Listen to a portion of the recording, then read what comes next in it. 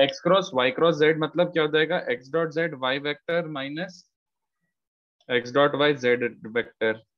ये था, ये इक्वल्स टू बी गिवन था, let's call this second equation. और तीसरा क्या है बच्चों, x cross y cross z, तो x dot z y vector minus y dot Z x vector. ये तीन इक्वेशंस गिवन थी ऐसे, लेट्स कॉल दिस थर्ड। और उसके बाद गिवन है A dot X is given 3/2, A dot Y is given 3/2। मैंने कुछ डेटा गड़बड़ दिया है, एक शायद 3/4 देना था मुझे। लेट मी कंफर्म, एक बार कंफर्म कर लेने दो। मैंने शायद एक नंबर गलत दिया है, उससे वैसे कुछ ज्यादा फर्क नहीं पड़ेगा उससे, बट जो मुझे आंसर याद है वो नहीं आएगा। जस्ट अ सेकेंड, मुझे कुछ याद है, y की वैल्यू -4 सी आती है, इतना मुझे याद है। Let me check the question. A dot Y, अच्छा सॉरी, ये 7/4 था, मैंने गलती से 3/2 ही दे दिया था। मैं तो डेटा करेक्ट कर रहा हूँ, ठीक है। वो 7/4 था ओरिजिनल क्वेश्चन में, मैंने गलती से 3/2 ही दे दिया था शायद। तो not much will change. Alright, तो स्टार्ट करते हैं। तो सबसे पहले ये देखो, कितने बच्चों को समझना, ए डॉट एक्स और ए डॉट वाई पता है, तो इसमें ए का डॉट ले लो। तो A dot X plus A dot Y plus A dot Z, that will become A dot A, मतलब मॉड ए स्क्वायर। तो ए डॉट जेड की वैल्यू क्या मिल रही है, ए डॉट एक्स और ए डॉट वाई तो पता ही है कितना बन रहा है, 6/4, 13/4, 4 - 13/4 कितना होता है। तो A dot Z is coming out to be 3/4 बच्चों। तीनों की वैल्यू पता है, मॉड ए पता है, ए डॉट एक्स और ए डॉट वाई पता है, तो ए डॉट जेड भी मिल गया। उसके बाद इक्वेशन वन में, equation one, in equation one एक काम करता हूँ, डॉट ऑफ एक्स लेता हूँ, क्योंकि देखो X dot Z, X dot Y, Y dot Z ये सब बन रहे हैं। तो एक्स का डॉट लो तो क्या बन जाएगा 1, ये बन जाएगा एक्स डॉट वाई, तीसरा बन जाएगा एक्स डॉट जेड, और लास्ट बन जाएगा ए डॉट एक्स। तो ए डॉट एक्स की वैल्यू पता है फॉर्चुनेटली 3/2। इसके बाद वन में ही डॉट ऑफ वाई भी मारो बच्चों। तो फर्स्ट वाले में डॉट ऑफ वाई लेंगे तो x dot Y, Y dot Y and Z dot Y, वो बन जाएगा A dot Y. A dot Y की वैल्यू भी पता है 7/4। डॉट ऑफ जेड भी मारो, तो डॉट ऑफ जेड मारने पे क्या होगा, X dot Z plus Y dot Z plus Z dot Z is A dot Z. तो ए डॉट जेड की वैल्यू होगी 3/4। तो इससे क्या मिल रहा है बच्चों, इन तीनों को ऐड करके क्या मिल रहा है देखो, 2 times X dot Y plus Y dot Z plus Z dot X. एक ये बचेगा 1 + 1 + 1 3 बचेगा, और आरएचएस में क्या बच्चों होगा 10/4 मतलब 5/2, टोटल 4 बन रहा है। तो x dot Y plus Y dot Z plus Z dot X की वैल्यू क्या आ रही है बच्चों, 1/2। तो इससे आप सॉल्व कर लो इसको, तीनों इक्वेशंस को। तो देखो एक्स डॉट वाई और एक्स डॉट जेड का सम है 1/2 सम है, वन को उधर ट्रांसफर करो। तो एक्स वाई और एक्स जेड, एक्स वाई और एक्स जेड का सम है 1/2। तो वाई डॉट जेड सीधे सीधे जीरो ही आ रहा है, तो वाई डॉट जेड जीरो आ रहा है। वाई डॉट जेड को जीरो रखूंगा तो एक्स डॉट वाई कितना बन जाएगा 3/4, और वाई डॉट जेड को जीरो रखूंगा तो एक्स डॉट जेड क्या बन जाएगा -1/4। ये अपने बहुत सारा इंफॉर्मेशन एक साथ सॉल्व होके आ गया। ये तीनों चीजें अब अपन पुट करते हैं। तो इक्वेशन 2 क्या बच रही है बच्चों, एक्स डॉट जेड को रख दो सर -1/4, तो हाँ जी। सर ये X dot Y plus X dot Z की वैल्यू 1/2 कैसे आई? अरे ये वन को उधर ट्रांसफर कर देना, अच्छा, 3/2 सॉरी। -1। यस। और उसके बाद ये भी है, और इक्वेशन 3 क्या बन जाएगा बच्चों, एक्स डॉट जेड बोले तो -1/4, और वाई डॉट जेड बोले तो 0। सबसे बढ़िया काम ये देखो, ये आ गया, वाई की वैल्यू आ गई -4c, वाई सॉल्व हो क्या आ गया, वाई सॉल्व हो क्या आ गया, तो इसको ऊपर पुट करो, दैट इम्प्लाइज जेड क्या बन जाएगा, जेड विल बी -4/3, इसको सी रखा है तो b - c ऐसा बन जाएगा। तो z भी सॉल्व हो के आ गया, और x और z, सॉरी y और z सॉल्व हो गया, तो गेट x, x क्या मिल जाएगा a - y + z। तो मैं छोड़ रहा हूँ, यहीं पे बोर हो गए। तो this was a very lengthy question, very lengthy question, करते जाओ करते जाओ करते जाओ, एक सॉल्व लग जाएगा। उसके बाद सेकंड क्वेश्चन क्या था बच्चों, volume of a parallelepiped whose edges are xyz। Sir this is first page, yes Aditya, just started in last lecture के एक दो क्वेश्चन जो पेंडिंग थे वो सॉल्व कर रहा हूँ। तो कितने बच्चों ने समझ रहा है, वॉल्यूम बोले तो box of X Y Z है ना, but have you just have a look at the 3 vectors X Y Z. पहला वाला क्या बन रहा है, A dot A, A vector, दूसरा वाला बन रहा है A dot B B vector, A dot C C vector. फिर क्या बन रहा है नेक्स्ट, सेकेंड वेक्टर के तीन टर्म्स क्या, B dot A vector plus B dot B vector plus B dot C vector and third vector is C dot A vector plus C dot B vector plus C dot C vector, इसका box ये given है बच्चों। तो if you actually have a look at this, अगर ध्यान से देखोगे तो ये जैसा कुछ मैंने प्रॉपर्टी लिखा था, याद आ रहा है किसी को, L1A plus L2 B plus L3C, ऐसा याद आ रहा है, M1A plus M2B plus M3C and N1A plus N2B plus N3C, ये वाला प्रॉपर्टी याद है किसी को? इसको क्या लिख सकते हैं बच्चों? हाँ, तो this thing can be written as, तो box XYZ can be written as L1A, ये this thing can be written as determinant of L1 L2 L3। हाँ करेक्ट, L1 मतलब बोले तो ये देखो, determinant of L1 L2 L3 M1 M2 N3 and N1 N2 N3, समझ आ रहा है?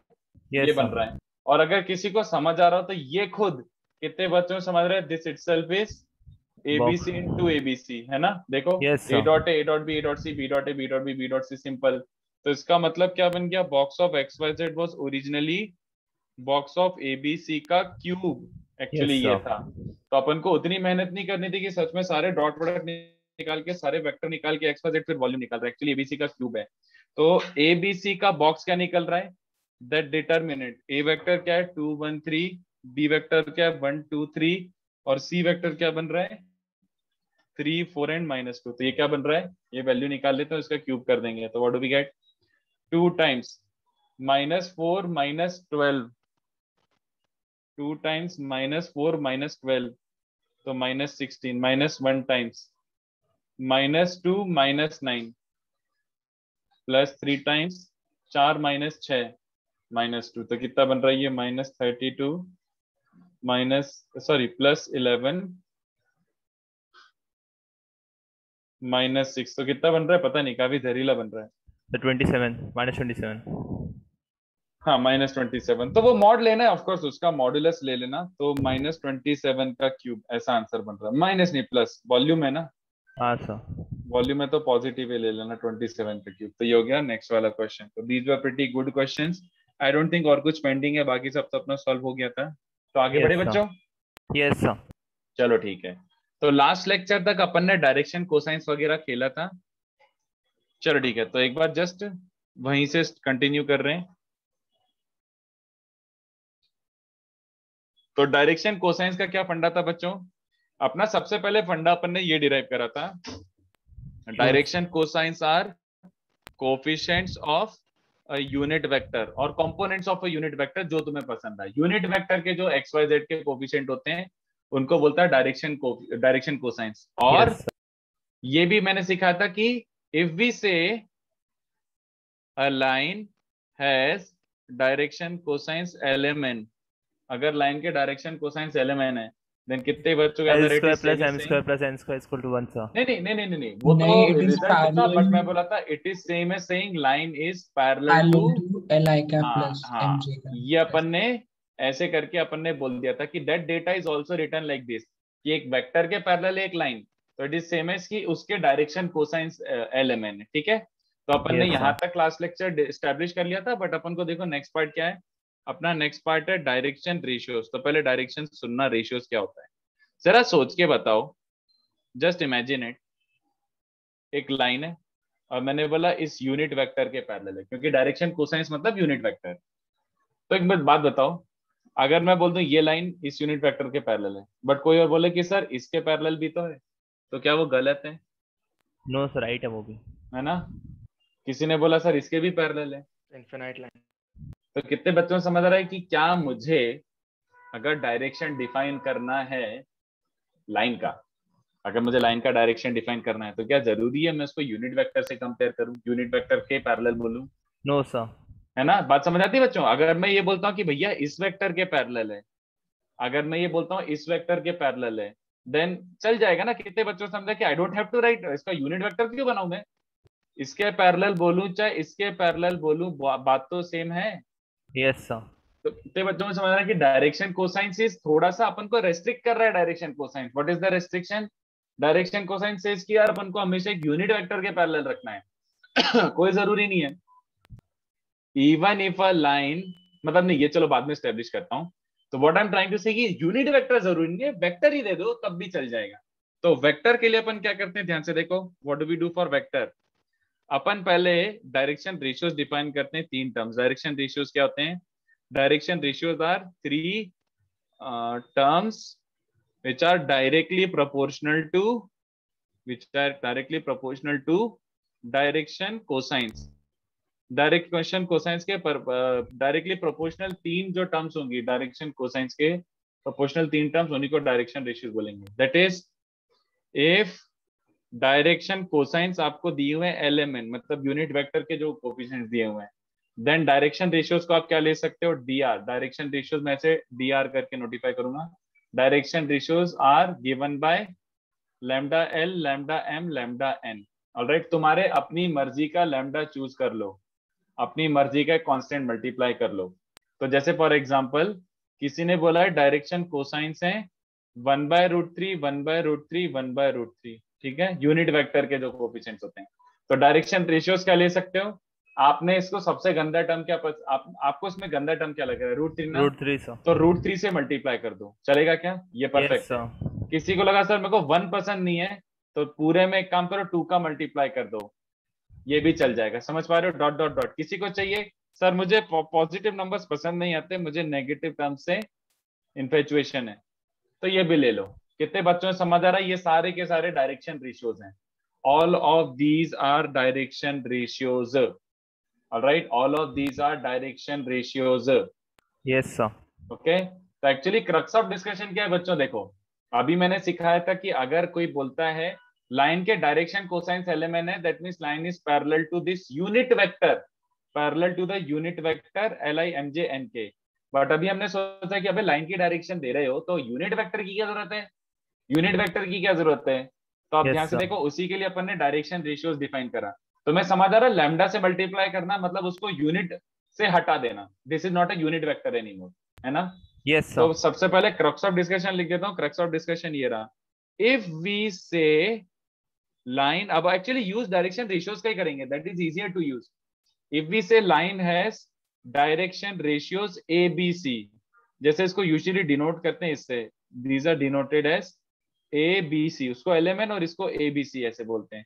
इफ वी से a line has direction ratios ABC, then it is exactly same as saying line is parallel to which vector, AI cap plus BJ cap plus CK cap. चलेगा बच्चों को, yes sir. ये हुआ अपना crux of the discussion कि भैया unit vector जरूरी नहीं है। तो instead of giving direction cosines we prefer direction ratios. And कितने बच्चों को समझ रहा है कि डायरेक्शन रेशियोज एक लाइन की कितने हो सकते हैं, सर इनफिनाइट। इनफाइनाइट हो सकते हैं, राइट। ये ले लो, ये ले लो, ये any multiple is fine, because it all corresponds to the same thing. बात वही है, I plus J plus K के पैरेलल बोलो, 2I 2J 2K के पैरेलल बोलो, वही लाइन है, वही डायरेक्शन है। Alright, yes sir. चलो तो एक और चीज बोल देता हूं,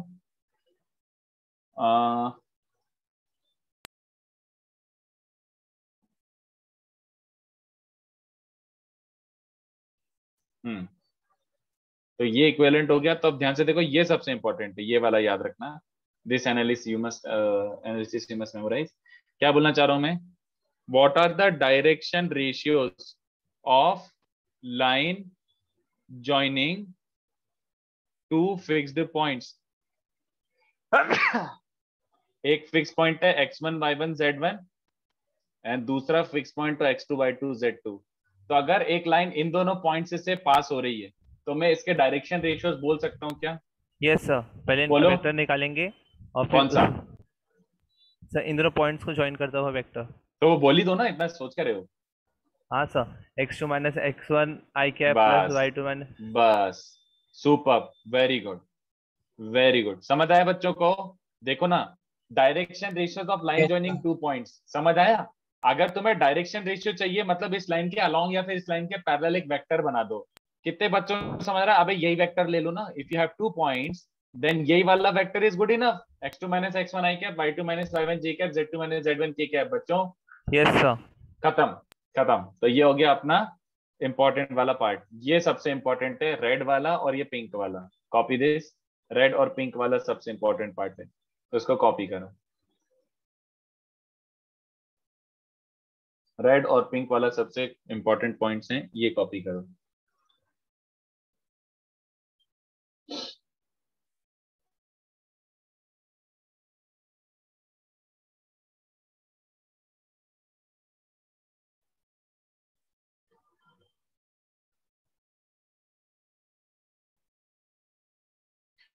रुद्र यार तेरे को प्रॉपर्टी देखनी पड़ेगी। रुद्र एक काम करो, अपनी नोटबुक में प्रॉपर्टी देखो, मैंने ये कराया था। Box ABC into box P Q R is A dot P, A dot Q, A dot R, B dot P, B dot Q, B dot R. तो जो अपने को जो एक्सप्रेशन मिला था ये वाला, A dot A dot B, A dot C, B dot A, B dot B, B dot C, वो एक्चुअली एबीसी और एबीसी का ही मल्टीप्लीकेशन है। Box ABC into box ABC, ठीक है। चलो छापो इसको।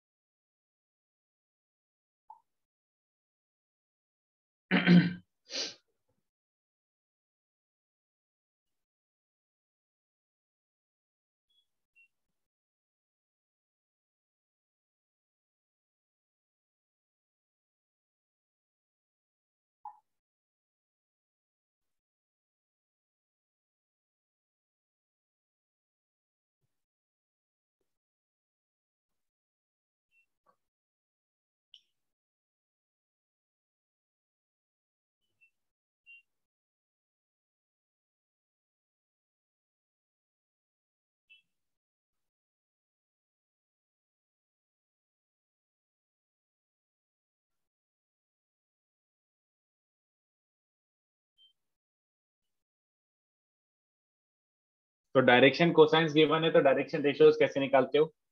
You multiply any number you want, one भी मल्टीप्लाई कर सकते हो। डायरेक्शन कोसाइंस को भी डायरेक्शन रेशियोज बोल सकते हो, but we prefer something which is easier to write. चलो एक ये बात भी समझो, एंगल बिटवीन लाइंस, ये वैसे आपको आता है बट फिर से बताना अच्छा रहेगा। एंगल बिटवीन लाइंस का मतलब क्या हुआ बच्चों? दो लाइंस, उनके बीच का एंगल कैसे निकालोगे? तो देखो L1, अगर लाइंस के बीच का एंगल निकालना है तो the only data that we need is line के डायरेक्शन रेशियोज। तो L1 के डायरेक्शन रेशियोज मान लो बच्चों A1 B1 C1 है ना? यस और सर। L2 के डायरेक्शन रेशियोज मान लो A2 B2 C2 है। तो ये डेटा देने के बाद अपन एंगल निकाल सकते हैं क्या? यार हाँ बिल्कुल सर। निकाल सकते हैं। कितने बच्चों समझ रहे हैं? अगर डायरेक्शन रेशियोज गिवन है तो कितने बच्चों को समझ आ रहा है कि it is given that line